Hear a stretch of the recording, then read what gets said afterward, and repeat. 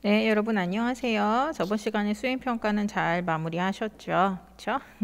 오늘 수업 이제 시작을 할 건데, 우리가 원래 1단원을 이제 수행평가로 했고, 그 뒷부분에 내용들이 있기는 해요. 뭐 원자량, 분자량 이런 것들이. 근데 일단, 어차피 생각하기에 원자량, 분자량 이런 개념을 배우기 위해서는 원자가 무엇인지를 먼저 아는 게 좋을 것 같아서 2단원부터 수업을 진행하려고 합니다. 그래서 교과서 55페이지를 피시고 선생님이 PDF 파일 여러분들 이제 수업 들으면서 필기할 수 있는 거 같이 올려드렸으니까 그거 출력해가지고 수업을 임하면 될 것 같습니다.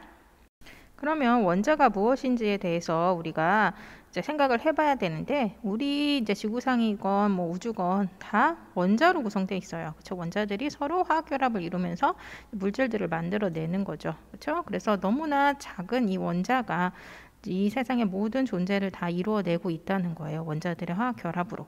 그래서 그거에 관련해서 우리가 영상을 하나 시청하도록 하겠습니다. 그럼 이제 이 머리카락을 예를 들어서 우리가 바라봅시다. 머리카락 모두 다 갖고 계시잖아요. 그렇죠? 그 머리카락을 이제 확대해서 들어가면 이 무수한 머리카락 중에 어떻게 되나 이제 한 가닥을 집중적으로 파헤쳐 봅시다. 겉표면이 이렇게 거칠거칠하게 되어 있죠. 그래서 들어가면은 이제 셀이라는 거는 세포죠. 세포들이 결합돼 있어요. 세포들도 무수한 원자들의 결합으로 이루어져 있는 거예요. 우리가 세포라는 것도 되게 작게 생각을 하는데 그것보다 원자는 너무나 작은 거죠. 그렇죠?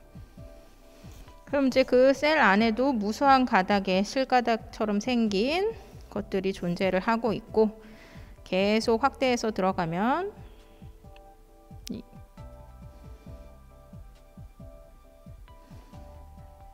케라틴 많이 들어봤죠. 우리 샴푸에 케라틴 성분 막 이러면서 이 지금 동글동글동글동글한 게 무수히 많죠. 이게 뭐예요? 각각의 원자들이에요. 옥시겐도 있고 카본도 있고 그렇죠? 옥시겐. 그래서 그 중에 이제 카본, 탄소를 하나로 집중적으로 살피면 이 지금 이 무풍선처럼 생긴 거는 이제 전자가 움직이는 공간을 오비탈로 나타낸 거예요. 나중에 3단원에서 배울 거예요. 그리고 그 전자가 움직이는 공간을 한참 지나서 가운데 지점으로 한참 세부적으로 들어가면 뉴클레어스가 뭘까요? 전자 나왔으니까 이제 원자 핵이 나와야겠죠. 그렇죠? 그래서 중심에 원자 핵이 있죠. 원자 핵은 보시다시피 빨간색, 그 다음에 흰색으로 구성되어 있죠. 그래서 이게 양성자, 중성자로 이루어져 있고 그 다음에 그 양성자랑 중성자 자체도 더 작은 미소립자로 우리가 구성되어 있는데 우리 화학에서는 양성자, 중성자까지 배울 거예요. 그렇죠?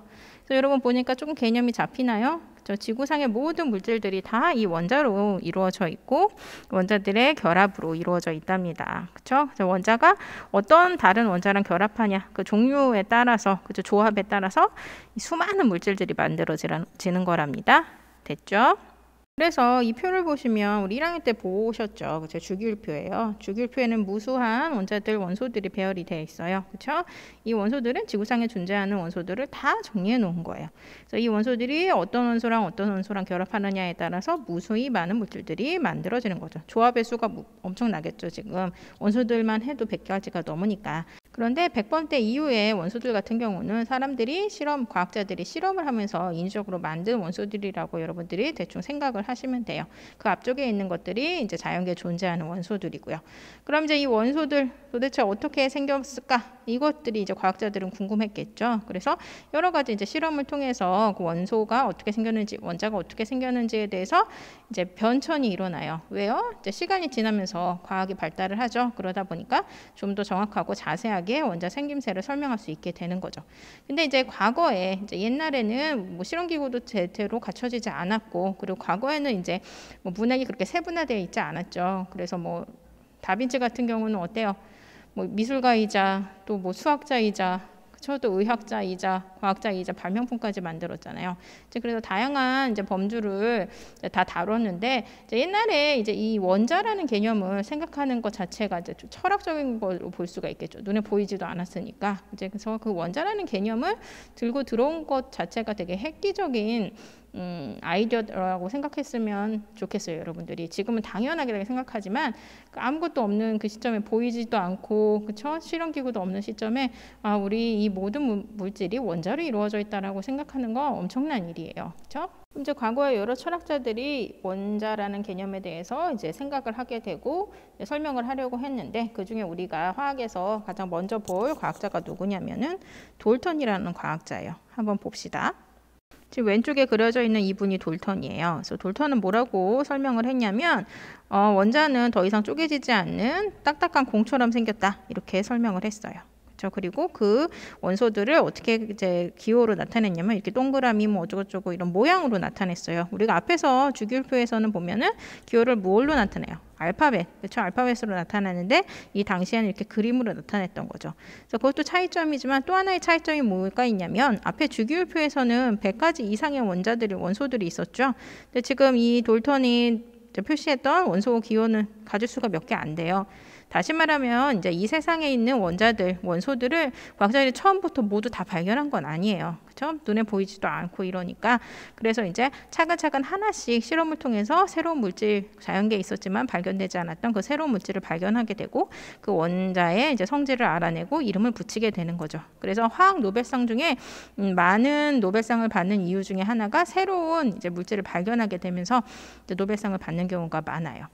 그래서 이 돌턴 과학자가 살았던 당시에는 이 정도의 이제 원자들만 발견이 되었던 거죠. 결론으로 다시 정리를 하면 돌턴 아저씨는 물질은 더 이상 쪼개지지 않는 원자로 이루어져 있는데 그 원자는 동그랗고 딱딱하다, 이렇게 생각을 했던 거죠. 정리됐나요? 그런데 이제 과학이 발달하면서 이제 실험이 진행되었고 실험 결과 돌턴의 원자 모형이 이제 변형이 되기 시작하죠. 아까 변천사라 그랬죠. 계속적으로 조금씩 또 이제 원자의 모형을 세부적으로 알아가게 되고 그 전 것들에 대해서 폐기가 되고 새로운 이제 모형이 제시가 되는 거죠. 그 실험이 뭐였냐면 음극선 실험이에요. 그래서 이 음극선 실험을 했던 과학자는 톰슨인데, 음극선 하면 여러분들 생각할 때 뭐예요? 선은 뭐 선일 것 같고 음극하면 뭐가 떠올릴까? 뭔가 마이너스라고 생각하지 않을까요? 들어본 적 있나? 플러스 마이너스. 저 전기에서 우리가 플러스 마이너스 극 이런 거 해본 적 있잖아요. 그렇죠? 뭔가 마이너스랑 연관돼 있을 실험이다라고 생각하시면 돼요. 어떻게 실험을 했냐면 진 공간에다가 양쪽에 전극을 걸어줬어요. 그 양쪽에 전극을 걸어줬더니 어떤 일이 일어났냐면 마이너스 극에서 어떤 애가 튀어나오면서 이동을 하는 거예요. 빛을 내면서. 너무 신기했던 거죠. 원자 안에서 어떤 애가 튀어나와서 이동을 하는 거예요. 우리가 앞에서 봤던 돌턴 같은 경우는 원자는 더 딱딱하고 더 이상 뭐 쪼개지지 않는다. 그렇죠? 그렇게 생각했는데 그 원자 안에서 무언가가 튀어나왔던 거죠. 그리고 걔는 마이너스 극에서 플러스 극으로 이동을 했던 거죠. 그래서 원자가 그 안에 어떤 입자로 또 구성이 되어 있나 보다는 걸 알게 되었던 거죠. 그리고 이제 이 입자의 성질을 알아보기 위해서 다양한 실험을 하는데 그 중에 이제 한 가지 성질을 우리가 짚고 넘어가면 맨 처음에 이 입자는 직진을 하면서 빛을 냈어요. 근데 이제 이 입자가 지나가는 그 길목에 또 플러스 마이너스 전압을 걸어줬어요. 그랬더니 어떤 일이 일어났냐면 아까는 직진을 했죠. 근데 어떻게 됐냐면 보시다시피 얘가 밑쪽으로 휘는 현상이 발견이 된 거예요. 그러면 이 입자는 플러스 마이너스 전압에 반응을 한 거예요? 안 한 거예요? 한 거죠. 그렇죠? 반응을 안 했으면 계속 직진을 했어야 했는데 얘가 반응을 했기 때문에 휜 거예요. 그렇죠? 그러면 이 입자의 성질은 뭐냐면 전압을 걸어줬을 때 반응을 한다는 소리는 이 입자 자체가 전기를 띠고 있다는 소리예요. 그리고 또 하나 얘는 플러스를 띨까 마이너스를 띨까? 아까 얘기했죠. 음극 하면 마이너스일 것 같지. 그럼 이 실험에서 어떻게 그것들을 예측할 수 있냐면 이 전극을 걸어줬는데 지금 이 입자가 지나가는 길목에다가 전극을 걸어줬는데 보면 아래쪽으로 무슨 극이에요? 플러스 극이죠. 그리고 위쪽으로 마이너스 극이죠. 아래쪽으로 휘었어요. 그 소리는 뭐예요? 플러스랑 서로 잡아당겨줬다는 소리지. 그렇죠? 그럼 우리가 이제 전기에서 전기력이라는 걸 앞으로 여러 번 다룰 건데 전기력 들어봤어요? 전기를 띠는 물체끼리 어떤 힘이 생기는 거예요. 그럼 전기를 띈다. 전기의 종류가 뭐가 있었죠? 플러스 마이너스가 있었죠. 그럼 이제 우리가 플러스끼리 힘이 있을 거고 플러스 마이너스를 띠는 물체끼리 힘이 있을 거고 마이너스랑 마이너스를 띠는 물체끼리 힘이 있을 거예요. 그럼 힘 아세요? 어떻게 작용하는지? 자석 가지고 생각하면 돼요. 자석은 전기력은 아니지만 우리가 전기력을 이해하기 위해서 자주 우리가 비유할 수가 있어요. 자석은 실제로 우리가 해볼 수 있으니까. 자석에는 뭐가 있어요? N극과 S극이 있죠. 그렇죠? 그럼 N극과 S극은 서로 잡아당겨요? 밀어내요? 그렇죠? 잡아 당겨요. 나중에 자석 갖고 놀아보세요. 그 다음에 N극과 N극은 밀어내죠. 그 다음에 S극과 S극도 역시 서로 밀어내요. 다시 말하면 같은 극끼리는 서로 밀어내고, 그렇죠? 다른 극끼리는 서로 잡아 당긴다는 거죠. 그래서 밀어내는 힘을 뭐라 그래요? 저 척력이라 그러고, 잡아 당기는 힘을 인력이라 그러죠. 이거랑 동일하게 전기력도 마찬가지예요. 전기력도 같은 극끼리는 밀어내고 다른 극이 잡아 당겨요. 그럼 플러스 플러스 같은 힘이죠. 밀어내겠죠. 그래서 척력이 작용을 할 거고, 그 다음에 플러스 마이너스 다른 힘이죠. 잡아 당기겠죠. 인력이 작용할 거고, 그다음에 마이너스 마이너스 같은 극이니까 밀어내서 척력이 작용할 거예요. 그럼 결론적으로 입자가 플러스 쪽으로 휘었다. 그럼 뭐예요? 플러스랑 잡아 당김을 당했다. 그러면 입자는 뭘 해야지 플러스랑 잡아 당겨져요? 어떤 극을 띄고 있어야? 마이너스 극을 띄고 있어야, 그쵸? 잡아 당겨지죠. 그래서 이 입자는 원자를 구성하는 애고, 마이너스 전기적 성질을 띠는구나, 이렇게까지 알아내게 된 거죠. 그러면 앞에서 설명했던 응급선 실험을 실제적으로 영상으로 한번 봐보도록 합시다. 여기 진공관 실험 장치랑 고전압 발생, 전압을 걸어줄 수 있는 거, 그렇죠? 그리고 이제 자석을 준비했어요. 보시면 이제 전압을 걸어줘요. 그럼 어떻게 돼요? 아까 마이너스 극에서 플러스 극으로 빛이 직진을 하죠. 여기서 지금 초록색 빛이 직진을 하는 걸 발견을 한 거죠. 그래서 맨 처음에 직진을 했는데, 거기에 앞에 선생님 설명했던 건 플러스 마이너스 전압을 걸어줬잖아요. 근데 여기서는 자석을 이제 이용을 해요. 어떻게 돼요? 그렇죠? 위로 휘죠. 그렇죠? 그래서 영향을 받았다는 거죠. 그래서 우리가 전기랑 자기, 자석은 이제 자기력인데 전기랑 자기는 서로 영향을 줘요. 그래서 이제 전기를 띠는 물체가 전기력에도 반응을 하지만 자기에도 반응을 해요. 그걸 여러분들이 알고 계시면 돼요. 그래서 이제 플러스 마이너스 전압을 걸어주는 대신 이제 자석을 이제 가까이 대줬더니 아까 움직임이 어때요? 극을 바꿨더니 하나는 위로, 하나는 아래로 이동을 하죠. 그렇죠? 그래서 한 번은 인력, 한 번은 척력이 발생을 한 거죠. 극을 바꿔줬으니까. 이해되셨죠? 그래서 이렇게 응급선 실험을 통해서 전자의 존재를 알게 됐고, 원자가 더 이상 딱딱한 공 모형으로 하나로 이루어져 있는 게 아니라 그 안에 다른 입자들로 구성이 돼 있다는 걸 알게 되었던 거죠. 그래서 이제 모형이 변화가 일어나요. 우리가 맨 처음에 했던 모형이 뭐였어요? 그렇죠? 돌턴의 공 모형이었죠. 딱딱하고 더 이상 쪼개지지 않는다. 그런데 이제 이게 변화가 일어나게 되는 거죠. 그리고 이제 이 당시에 과학자들은 뭘 알고 있었냐면, 원자는 전체적으로는 전기적 성질을 띠지 않는다는 걸 이미 알고 있었어요. 그럼 이제 돌턴의 공 모형에서 변천이 일어났죠. 그래서 이게 톰슨의 이제 무슨 모형으로 가냐면 푸딩 모형으로 가요. 톰슨이 뭘 발견했어요? 응급선 실험을 통해서 전자를 발견을 했죠. 그럼 이제 전자를 이 안에다가 박아줘야 되겠죠. 근데 아까 설명을 했죠. 과학자들은 뭘 알고 있었다? 원자는 전체적으로 전기를 띠지 않는다라는 걸 알고 있었어요. 그럼 전자만 이렇게 박아 놓으면 이 원자는 전체적으로 뭘 띠겠어요? 마이너스를 띠겠죠. 그래서 안 되잖아. 아까 생각했던 원자는 전체적으로 전기적 성질을 띠지 않는다에 부합되지 않죠. 그래서 과학자들이 어떻게 생각을 하냐면, 이 원자에 공처럼 생긴 원자 안은 전체적으로 플러스적 성질을 띠고 있는데 그 안에 플러스랑 동일한 양의 마이너스가 박혀 있다. 이렇게 생각을 했던 거죠. 이것을 푸딩 모형으로 이제 제시를 하게 된답니다. 푸딩 모형 하면 떠오르는 게 뭐예요? 맛있다. 또 하나, 그리고 말랑말랑하다. 그렇죠? 이런 것들을 이제 생각하시면 되고, 이제 푸딩 전반적인 그런 바탕 안에 건포도 같은 이런 것들이 전자로 이제 묘사가 돼가지고 박혀 있다. 그리고 이제 전자의 마이너스량과 그다음에 푸딩 전체에 퍼져 있는 플러스량은 동일하다. 그렇게 생각하시면서 정리하시면 됩니다. 그러면 프린트를 한번 세워보도록 하겠습니다. 해봅시다. 먼저 물질을 더 이상 쪼개지지 않는 원자로 이루어져 있다는 원자설을 주장한 과학자가 누구였을까요? 저 돌턴이죠. 돌턴. 그래서 씁시다. 여기에. 됐죠. 그러다가 이제 1897년에 전자가 발견돼요. 누구의 응급선 실험을 통해서 발견했다? 저 톰슨. 저 응급선은 질량을 가지면서 무슨 전하를 띤 입자의 흐름이라고 생각을 했다? 마이너스죠. 그리고 응급선을 이루는 입자를 뭐라고 명명해요? 전자라고 명명하죠. 톰슨의 원자 모형은 결국은 정리하자면 플러스 전하가 고르게 분포된 공 속에 마이너스 전하를 띠는 누가 여기저기 박혀 있는 모양? 전자가 박혀 있는데 그 플러스량과 마이너스량은 동일하고, 이것을 무슨 모형이라 그랬다? 푸딩 모형이다. 그래서 이제 설명이 정리가 되죠. 그럼 이 다음에 또 하나의 변천을 보면서 우리가 더 생각을 해보도록 하겠습니다. 이제 다음으로 진행된 실험은 알파 입자 산란 실험이라고 합니다. 뭐 말은 어려워 보이는데 그렇게 어렵진 않아요. 일단 알파 입자라는 거는 여러분들이 깊게 생각할 건 아닌데 이 알파 입자의 특징을 잠깐만 설명을 하자면 알파 입자는 성질이 뭐냐면 딱딱해요. 그리고 질량을 일정하게 띄고 있고 그 다음에 플러스를 띄는 입자예요. 그래서 과학자들이 만든 거예요. 그럼 이 알파 입자를 가지고 어떤 실험을 했는지 지금부터 설명을 해보도록 하겠습니다. 이 알파 입자를 얇은 금박을 향해서 탕탕탕 쐈어요. 그래서 생각해보면 비유를 하자면 총에다가 총알을 넣고 장전한 다음에 탕탕탕 쏘는 것처럼 얇은 금박을 향해서 알파 입자를 쏜 거죠. 근데 얇은 금박은 결국 뭘로 이루어져 있어요? 원자로 이루어 있죠. 그래서 원자를 향해서 알파 입자를 쐈다고 생각하면 되는 거예요. 생각해볼게요. 우리가 톰슨이 말했던 푸딩 모형으로 이 실험 결과를 예측을 하자면 어떻게 될까? 총알이 저 푸딩을 향해서 총알을 쐈어.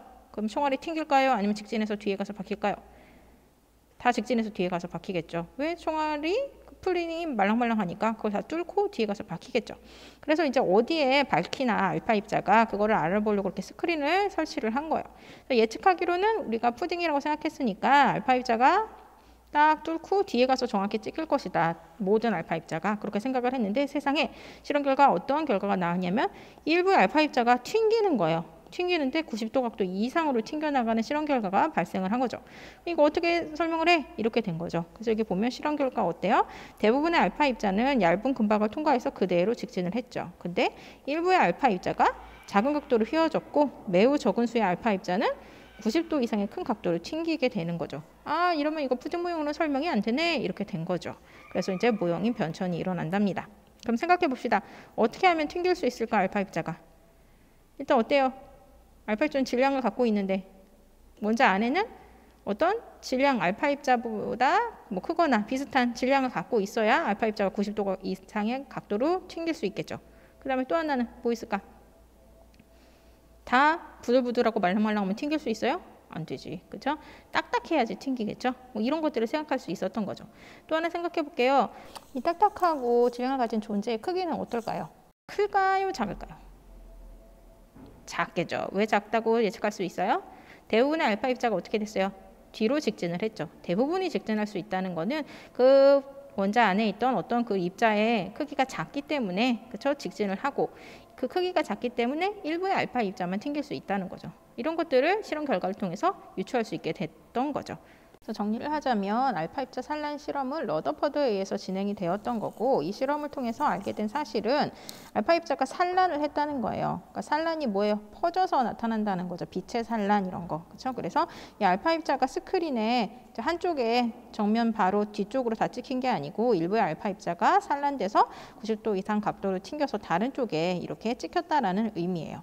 그럼 이 이제 모형이 어떤 걸로 결론이 나냐면 아까는 푸딩 모형이었잖아요. 우리가 톰슨이. 근데 이제 이 실험을 했던 러더퍼드가 이 푸딩 모형을 변경시켜서 행성 모형으로 이제 주장을 하게 된답니다. 여기 보이는 왼쪽에 과학자가 러더퍼드가 되는 거고 푸딩 모형, 그렇죠? 공 플러스 바다를 띄는 공 안에 마이너스를 띄는 전자가 박혀 있다. 이 모형에서 이제 행성 모형으로 변화가 되는 거죠. 그래서 행성이 뭐예요? 우리 태양계에서 태양 주변을 돌고 있는 아이들 행성이라고 우리가 부르잖아요. 그렇죠? 그래서 태양계에서 태양 주변에 행성들이 돌듯이 이 원자 안에는 원자 핵이 있고 그렇죠? 이 알파 입자를 튕겨나가게 했던 거를 이제 원자 핵이라고 명명하게 되는 거죠. 원자 핵이 있고 그 주변에 전자들이 돌아다닌다. 행성처럼. 이래서 행성 모형으로 주장을 한 거예요. 근데 이제 러더퍼드는 이 전자들이 어떤 식으로 돌아다니는지 정확하게 그 움직임에 대해서는 설명해 주지 못했어요. 다시 밑에 그림을 보자면 왼쪽이 이제 푸딩 모형이죠. 그래서 푸딩 모형으로 예측하기는 알파 입자가 다 이렇게 직진해 가지고 통과할 거다라고 생각을 했는데 그렇지 않았죠. 우리가 발견한 이제 그 딱딱한 입자, 질량을 가지고 부피가 작은 이 입자를 원자 핵이라고 명명을 했고 이 원자 핵에 튕긴 소수의 알파 입자가 90도 각도 이상으로 튕기더라. 이렇게 해서 정리가 되었던 거랍니다. 그럼 프린트를 한번 채워보도록 하겠습니다. 먼저 원자 핵의 발견 1911년 누구의 무슨 실험을 통해서 발견되었다? 러더퍼드. 무슨 실험? 알파 입자 산란 실험. 그래서 대부분의 알파 입자는 금박을 통과하고 그대로 직진했고 일부의 알파 입자는 휘었고 매우 적은 수의 알파 입자는 90도 이상의 각도로 튕겨 나왔다. 그래서 러더퍼드의 원자 모형을 정리합시다. 원자의 대부분은 무슨 공간이라고 봤냐면 빈 공간이라고 봤어요. 왜냐하면 아까 원자 핵의 크기가 매우 작다고 생각했잖아요. 그러니까 그 나머지 공간은 빈 공간이고 원자의 중심에는 누가 위치한다? 원자 핵이 위치하는데 그 크기는 매우 어떻고? 작고, 그렇죠? 원자 질량의 대부분을 차지하며 무슨 전하를 띈다? 이제 알파 입자가 튕겨나가는 각도를 보면서 알파 입자가 플러스였잖아요. 제가 맨 처음에 설명할 때 이 원자핵도 플러스 전하를 띈다고 봤어요. 그 각도를 계산을 함으로 인해서. 그리고 또한 원자핵 주위에 마이너스 전하를 띤 누가 빠르게 회전하고 있다? 전자가 원자핵 주변에서 행성처럼 태양계에 있는 행성처럼 빠르게 회전하고 있다. 근데 그 움직임을 정확하게 설명해 주지는 못한다. 그렇으면 이제 여지껏 했던 모형들을 정리해 봅시다. 맨 처음에 이거 누구 모형? 돌턴의 무슨 모형? 공 모형. 그 다음에 두 번째 이거는 톰슨이죠. 톰슨의 무슨 모형? 푸딩 모형. 그 다음 세 번째 오늘 지금 했던 러더퍼드의